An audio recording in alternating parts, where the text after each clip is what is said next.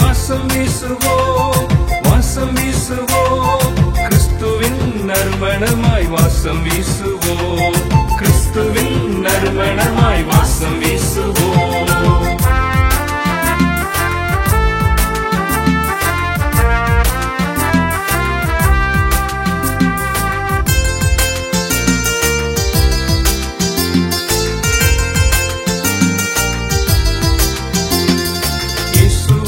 அறிந்து நல்ல வாசம் வீசுவோம், இறை வேண்டல் செய்துமே வாசம் வீசுவோம்.